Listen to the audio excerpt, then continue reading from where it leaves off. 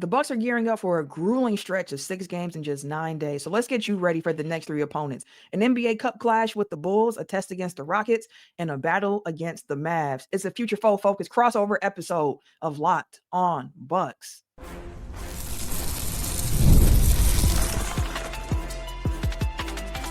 You are Locked On Bucks, your daily Milwaukee Bucks podcast, part of the Locked On Podcast Network, your team every day. What it do? Welcome to Locked On Bucks, part of the Locked On Podcast Network, your team every day. I'm Camille Davis, an NBA analyst with the Locked On Network and co-host of the Technical File Podcast. Appreciate you for tuning in and making Locked On Bucks your first listen every single day. We are free and available wherever you get your podcast, as well as on YouTube.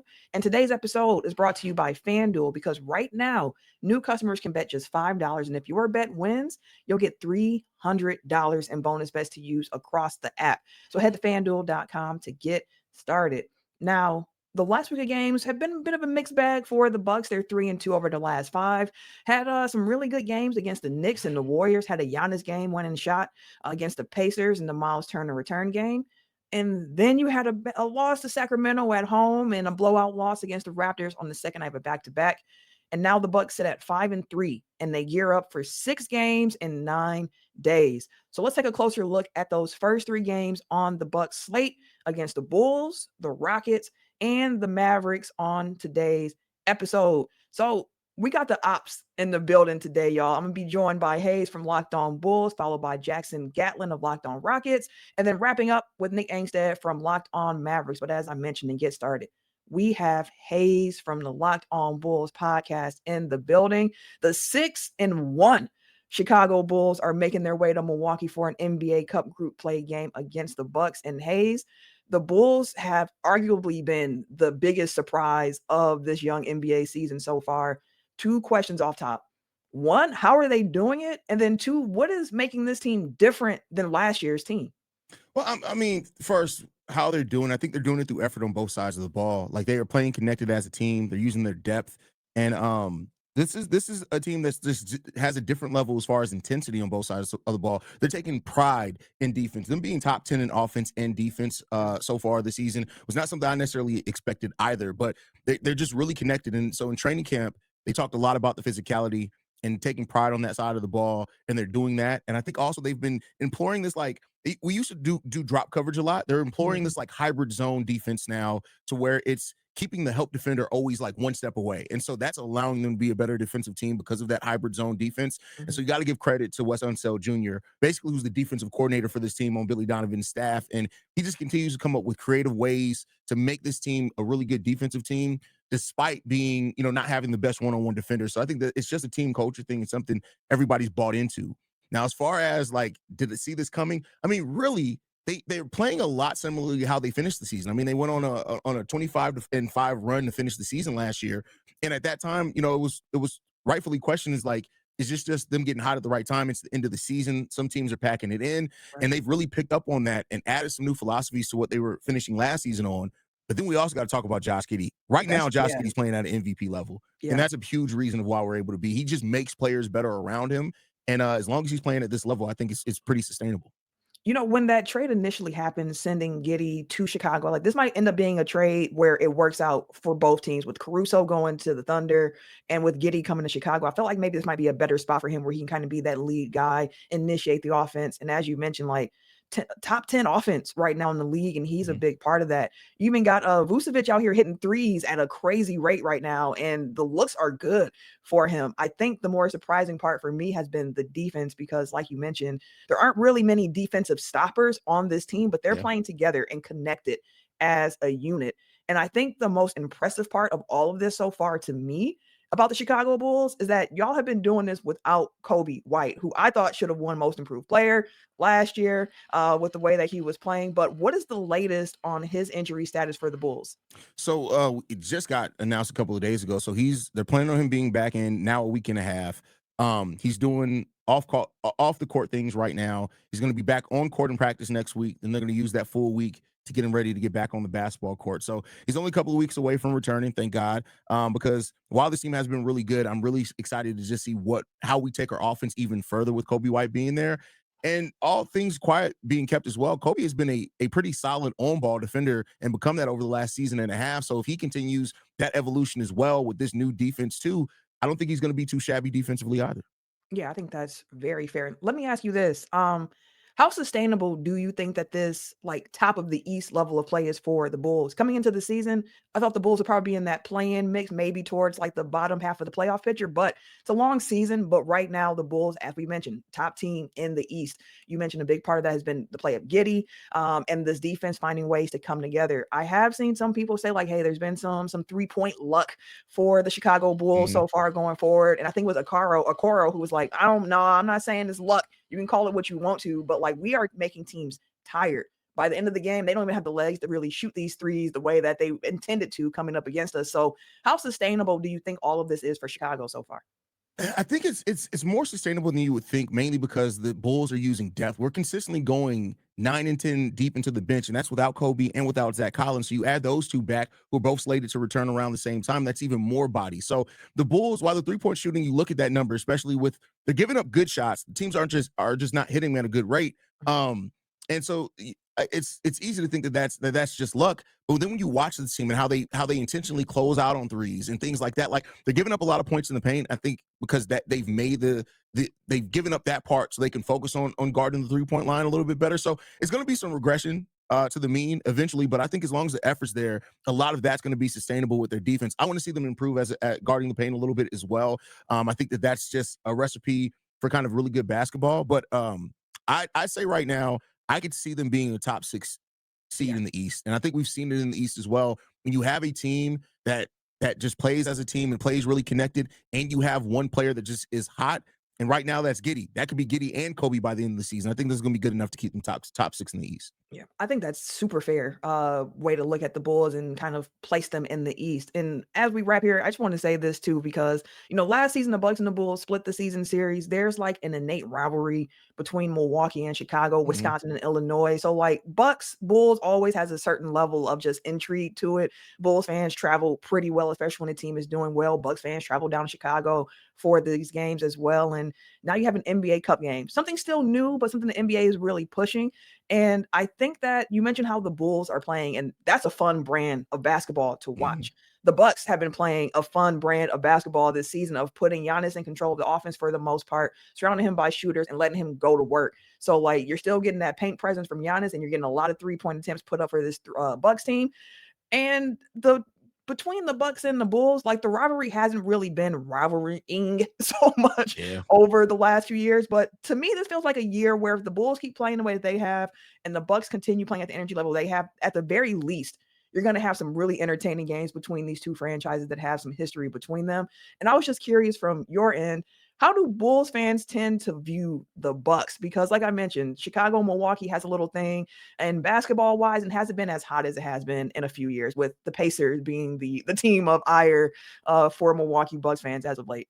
I mean, I think we have to be honest. Like for almost 20 years, we owned that arena. Oh, Like it was facts. we owned it until Giannis got there, and then like y'all took it back, and it's been y'all over the last decade, and it well deserved with that. So I do think that there's a little natural possibility of this turning into a little bit of a rivalry. I hope that it is because I think better basketball is better when you have that, and so there's going to be a lot of Bulls fans there on when we take the court tomorrow. When we go back to Chicago, eventually there's going to be a lot of Bucks fans there. So I think it has a really nice. There's mutual respect because you guys have been kicking our butts for a decade now. So there's a lot of respect there. No, I feel it like Jordan is part of why I became a basketball fan anyway. So Yeah. there's all I know all the butt kickings that happened for years, and then Derrick Rose getting there and all those years too. So it's been fun having Giannis kind of even that series up a little bit over the last decade or so. But Hayes, thank you for your time. Thank you for joining us here, and it should be a real fun game tomorrow. Absolutely. Thank you for inviting me anytime. For sure. And after this NBA Cup game against the Bulls, the Bucks had get a day off before they welcome KD and the Rockets to town. And this is going to be a tough test for the Bucks. Jackson Gatlin of Locked On Rockets joins us next to explain why right after this. The NBA season is heating up, and DoorDash has found the perfect way to keep fans in their bag all season long.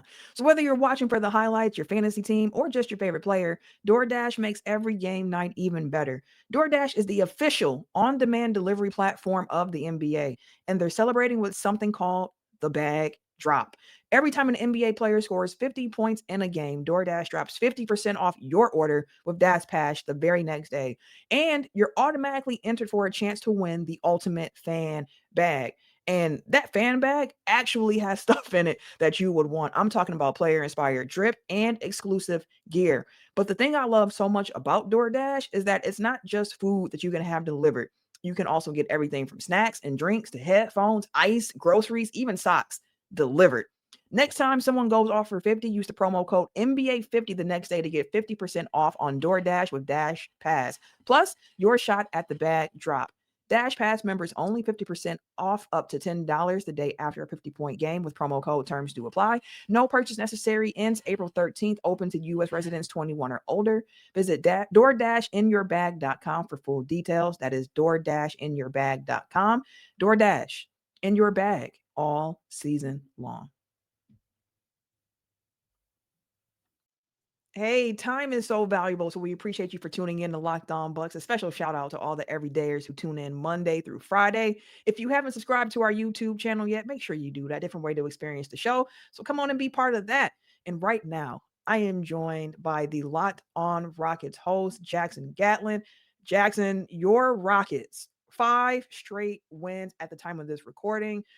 As we record, I mentioned they're going to have one more game before they see the Bucks, a Friday night cup game against the Spurs, which should be a fantastic game. Fireworks, Camille, fireworks. It's going to be good.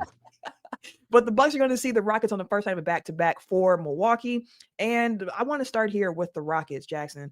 They have the second best defense in the league, which does not surprise me based off of what they have established in Houston over the last year, but also number 1 rated offense by offensive rating so far in the season, according to Clean Glass.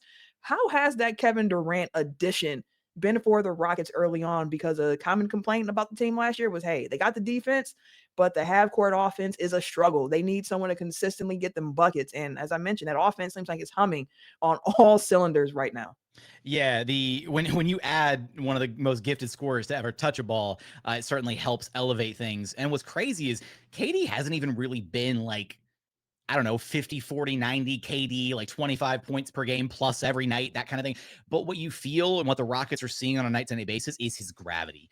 Like, teams are completely selling out to just try and stop KD defensively. Like, we're seeing him getting double teamed like 35 feet away from the basket just to force the ball out of his hands. And the ultimate issue is now for other teams trying to guard the Rockets is the Rockets now have an ultimate kind of pick your poison between letting Alperen Sengun cook or letting KD cook. And right now, through these early 7 games, teams are electing to try and remove KD from the equation. And KD is more than willing to pass the ball. He's a very unselfish player. And so KD, you send 2 to the ball when he's 30 feet away from the basket, or if he catches the ball at the elbow and a post up or whatever. And he's been great about kind of reading how defenses are reacting and making the right read to the open man. And the Rockets are getting a lot of these little like 4-on-3 power plays or hitting the open man, in the middle of the floor, whether it's Alperen Sengun or Amin Thompson, and then really capitalizing off of all this gravity being directed, or all this gravity that Kevin Durant has and all this attention being directed his way defensively. Case in point, their most recent game, the one that they played just before they're getting ready to play the Spurs Friday, they beat the Grizzlies Wednesday night, and the Grizzlies double-teamed KD all night long. He really couldn't catch a rhythm, only 5 of 18 shooting from the floor, 11 points. Kind of a really pedestrian, bad night at the office for KD by his usual efficiency standards. But the Rockets won by 15, and they crushed the Grizzlies. Amin Thompson had 28, Sengun had 20, and it didn't matter because when you have a star player of that caliber that's going to command that much attention, it just makes everything else easier for the other 4 guys on the floor. Yeah, Bucks fans understand that with Giannis and the gravity that he creates, which is why it's like Giannis plus shooters tends to be a recipe for success going forward. But Fred VanVleet injury before the start of the season, there were a lot of questions about where the playmaking would come from on this team. You heard about Amin Thompson. I'm like, hey, even before VanVleet was injured, part of the plan was to put the ball in Thompson's hand a bit more, especially with Jalen Green being gone, Dylan Brooks being gone, another guard here to get the ball to, let him initiate the offense a little bit. And also, hey, Reed Shepherd, need a little bit more from you so far than what you gave last year. So coming into the season, that was like the expectation for this Rockets team of how do you make up for Fred VanVleet. In real time now with a little 7-game sample size, which over the course of an entire season, of course, is still a very small sample size. But So far, how have the Rockets accounted for the loss of Van Vliet, and where is like the playmaking coming from on this team? Honestly, so they're doing it a lot of it by committee, right? And you're seeing a team that is being very unselfish top to bottom. Again, when you have a star player, when your best player in KD is totally content to, give up the ball, let other guys play, happy to be the decoy and command those double teams and let other guys score the ball, it's kind of infectious, right? And that kind of permeates itself throughout the whole team.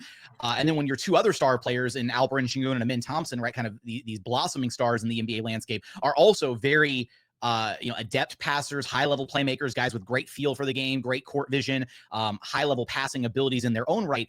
They are kind of doing it by committee. I will say, though, Alperen Sengun has risen as this team's best playmaker. Like, he is a point center in every sense of the word. He's averaging over 7 assists per game right now. The offense runs through Sengun. The Rockets' offense is like 25 points worse per 100 possessions when Sengun steps off the floor versus when he's on the floor. Like, Alperen Sengun is not Nikola Jokic, but he's the closest thing we have in the NBA to Jokic right now, and he's still only a baby. Like, he's still just blossoming into what he could ultimately become as a player. He's playing like an all-NBA caliber player to start this season, and so he has really taken over a large portion of that kind of playmaking responsibility. We're seeing the ball placed in his hands a lot. Kevin Durant has faith and confidence in Alperen Sengun, and this is kind of one of those, like, if you're trying to find like a silver lining to the Fred VanVleet injury, it's that if Fred VanVleet was healthy and this team was rolling with him as the lead guard and everything, maybe we wouldn't see this version of this team offensively, at least not as soon as we've seen it. They probably would have continued to lean into Sengun, and we would have seen a version of this kind of as the season progressed, but they're doing it now and leaning and playing so heavily through LP by necessity. And it's still clunky. There's still moments in the half court where you're like, damn, a lead guard would be nice right now. Like somebody to slow things down, make sure to get guys in the right spots. You definitely see some like kind of young, youthful, inexperienced moments from Sengun or from Amin Thompson when they don't get guys in the right spots or they don't call like the right set at the right time, that kind of thing. But it's working so far, and they have the number one offense in the NBA to show for it. Yeah, they do. And last thing I want to get your opinion on here, because I said that this game against the Rockets, I think is going to be a really good test for the Milwaukee Bucks, because the Rockets can throw out some of the most jumbo size lineups that you have seen. And the Bucks play a little bit smaller. That starting lineup there where you have Ryan Rollins right now, Gary Trent Jr., AJ Green, like tallest guy there is 6'4", 6'5". So you have a 3, quote unquote, on your team that's 6'5", trying to check bigger wing players. And in addition to that, the Rockets are a prolific offensive rebounding team. They were last season. They led the league last year in offensive rebounding percentage at 35.4%. And they've been even better this year, with that number jumping up to 39%. That is crazy. And the Bucks have struggled on the glass. That is the aspect of this matchup that makes me the most nervous. Is there anything on your end that makes you nervous about the matchup with the Bucks, given how good the defense has been, given the size you can throw? Like, does anything really be like, you know what, the Rockets might have a difficult day ahead of them today? Or are you normally kind of like, hey, I put this Rockets team up against anybody and I like how they might come out on the other side? I'll be completely honest with you, Camille. It is a little bit that latter portion of what you said, right? This Rockets team does feel at times a little inevitable, especially with the rebounding thing. Like, rebounding is one of those 4 factors of how you can just crush an opponent and win games. And the offensive rebounding percentage actually took a little bit of a dip after the Grizzlies game because Steven Adams didn't play. It was sitting at like 43%. Like, it was literally like a coin flip as to like, if the Rockets miss a shot, they're getting a second shot. Like, it's kind of crazy. And so, that's what happens when you have these ultra like Monstars-esque, we call them the Monstars Rockets lineups that they're throwing out there, where the smallest guy on the floor is Amin Thompson, who still towers over the other guys, is like 6'7", 6'8" guard, right? It's absurd. I will say the one area of weakness defensively that this Rockets team has shown, well, maybe 2 areas, is they are very susceptible to faltering in transition, because when you do run these jumbo lineups, when you have all this size out there on the floor, they are very slow sometimes at getting back in transition and getting set up with that zone defense that they like to run when they are running double bigs, whether it's Steven Adams and Sengun or Sengun and Capella or whatever. Guys have to get in their spots, and they need like 2 or 3 seconds to get everybody in position to get kind of that shell of the zone situated. And unfortunately, the zone defense, which was so good for them last year, has not been great for them this year. So like in conjunction with them not being great at defending in transition right now, and then also the zone not being as good as it was last year, The jumbo lineup is still winning the minutes where they put it out on the floor. They're still like killing teams, especially offensively when that lineup's out there. But they've also been bleeding some points defensively because they've had some holes in the zone that's been susceptible where guys are getting it to like those little weak spots and guys are knocking down shots on the perimeter, and it's kind of been busting the zone a little bit for the Rockets. So when I look at the Bucks and I see some of the athletes on the roster, they got younger, they got a little bit more athletic with this kind of revamped roster around Giannis this season. I do worry about it from that perspective where like if you get the Rockets running and if you run them out of the gym, now here's the thing is they can just switch things and they can play smaller is the other thing. Like this team can play in a variety of ways. So it's all about just kind of like what Ime is able to see over the course of the game, how he's going to adjust as the game kind of, flows and seeing, okay, what moves do I need to make? Is the double big lineup not working this game? Do we go away from it? He's had a couple games where he just literally didn't run any zone defense at all because it wasn't going to work against that team because of the shooters or the personnel that they had. So I will say that that's the one area that I think the Rockets could get hurt in a lot is just getting killed in transition. And then depending on how much, if at all, they run the double big lineups is how the Bucks look at attacking those lineups because they've been less than stellar defensively so far.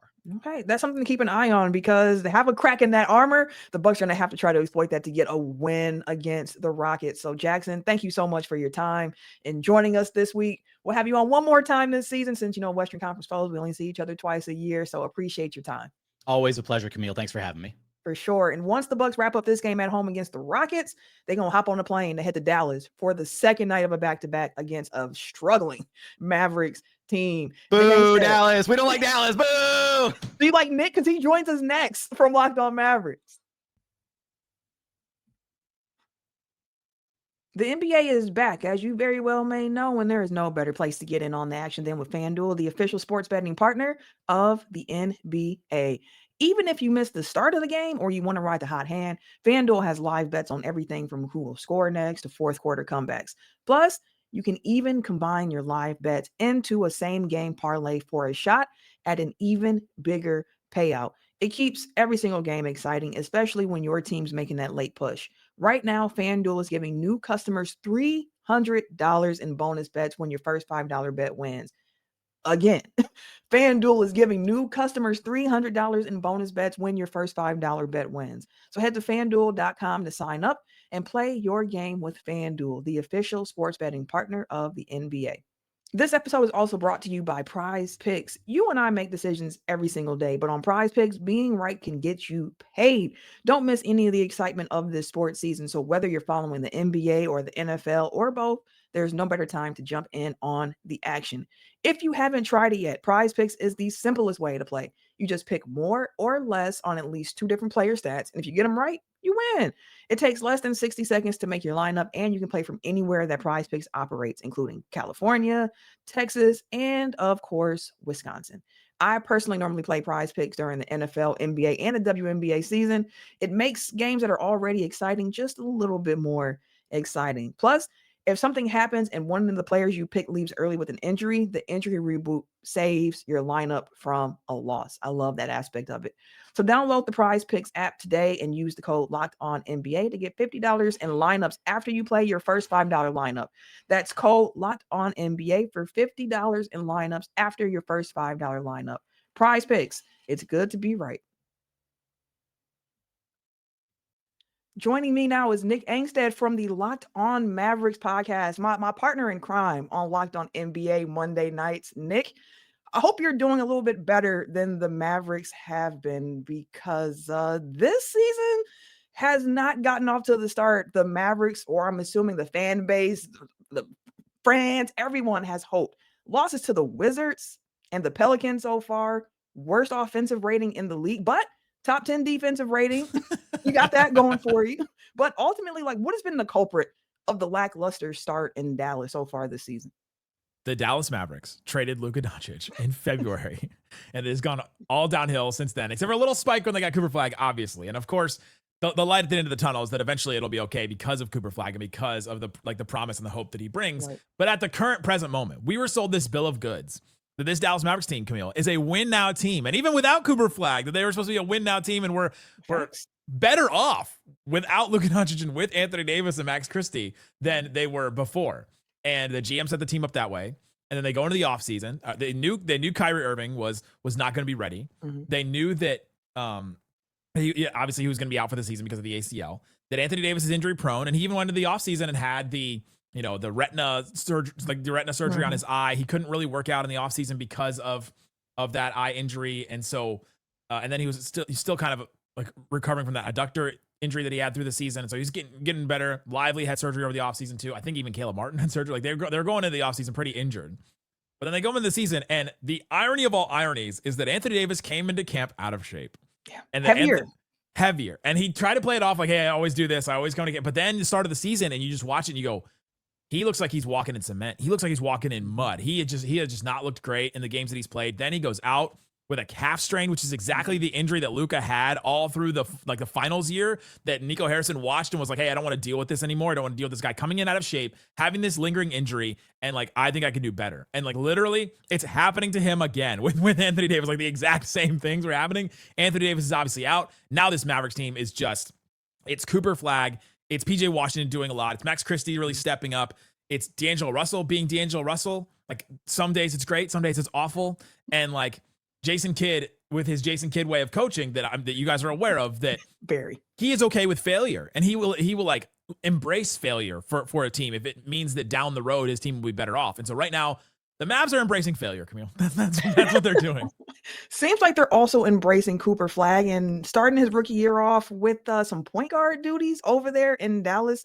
Not necessarily the way that I thought that he would be utilized in Dallas, but I mean, he's someone who came into the league with so much hype around him, a do-it-all type of forward. So being with Jason Kidd as your head coach, I can see Kidd being like, you know what, let's see some point guard reps and try to get some development there. But what has the early returns been on the Cooper Flagg at point guard experiment? And do you think that this is actually the best way to utilize him this early on in his career with everything else that's going on with this Mavericks team? Kind of like a lack of shooting, lack of playmaking. So it's a lot on Cooper's shoulders, it feels like.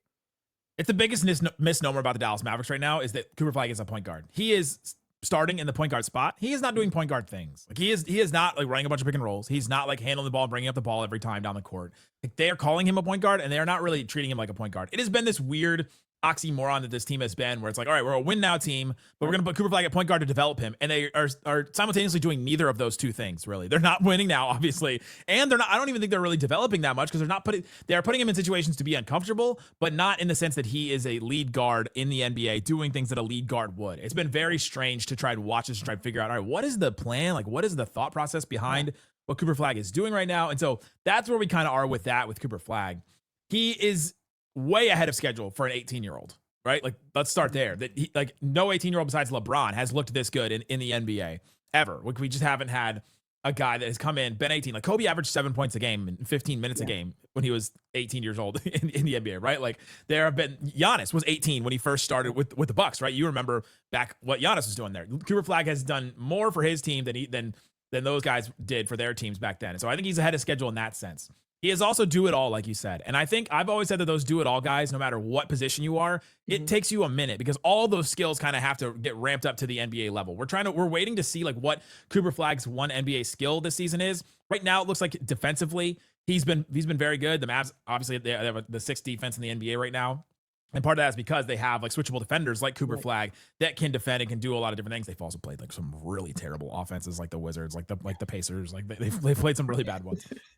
But I think that he has been pretty solid defensively. He's been really great in transition. That's something when you get him out in transition, that happened, last night in the game against the Pelicans a couple times. He gets out. He's caught the big alley-oops that we've seen. He's gotten some big finishes, things like that. He's also been a pretty good passer, and then his pull-up shooting's been a little bit better than I thought. The percentages have not been super great, but even going back to preseason, he's been pretty good at that.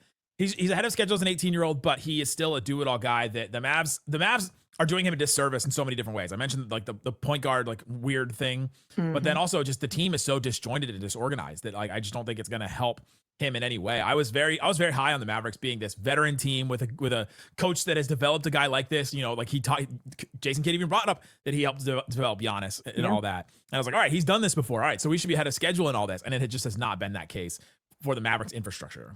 Yeah. And I think too, with being like a do-it-all player, sometimes the struggle is like when you're a do-it-all player, I think some people mean like, hey, every game that means you need to do a little bit of everything, but sometimes it's falling into the flow of that particular game and giving the team what it needs in that moment. And one area for the Mavericks that they've been searching for is, of course, the playmaking and the shooting, which is why when you go and get a Klay Thompson last season, it's like, hey, this makes a lot of sense as a fit. But over the last few days, we saw, D'Lo moving to the starting lineup. We saw Klay move to the bench.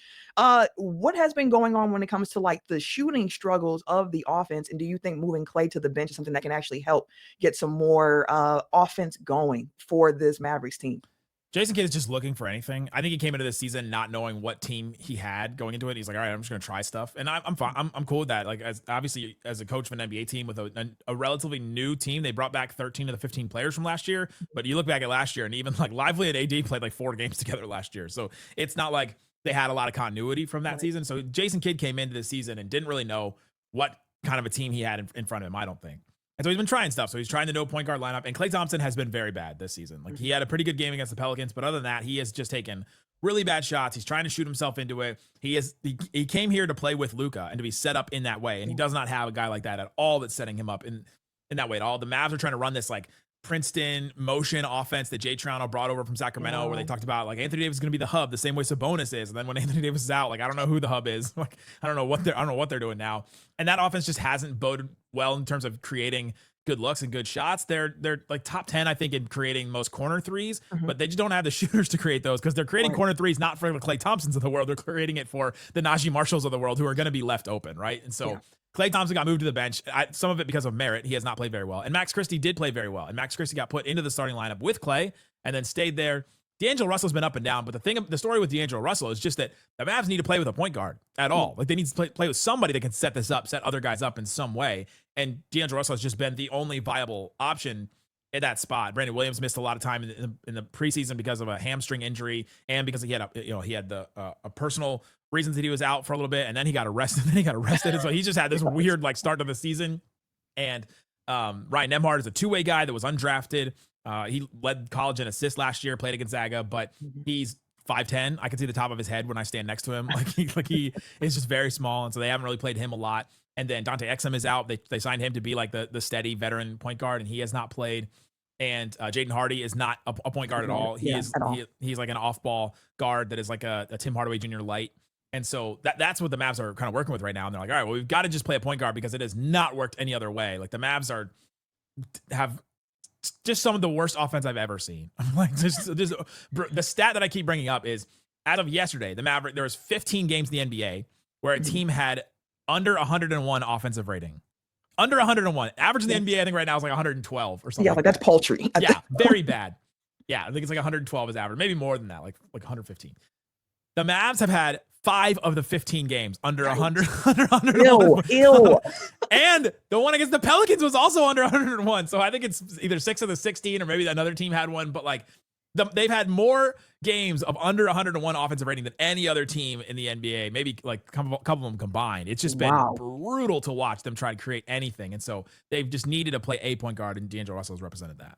Well, I'll say this, because going into that game for the Bucks, this will be the second night of a back-to-back. They play the Rockets at home, then they fly to Dallas to play the Mavericks on Monday. So maybe this is just the type of team the Bucks need to see on the second night. You want to get your defense right? You want to feel really good about all the defensive pieces on your team? Play the Dallas Mavericks. Hopefully that's the case for the Bucks, but we will see. Nick, thanks for joining us this week. Anytime. See you on Monday. A big thank you to Nick Angstad from Locked On Mavs, to Jackson from Locked On Rockets, and Hayes from Locked On Bulls for joining me today. And I want to thank every single one of you for listening and joining us as well. Thank you for making Locked On Bucks your first listen every single day. For that second listen, go ahead and check out Locked On Fantasy Basketball Podcast with Josh Lloyd. It's the #1 fantasy basketball podcast for a reason. He has the tips and the stats to help you win your league. So check out Locked On Fantasy Basketball wherever you get your podcast and on YouTube. Truly do appreciate you for tuning in to Locked On Bucks. We'll be back Saturday morning with the Bulls Bucks post-game pod. So stay locked in to Locked On Bucks.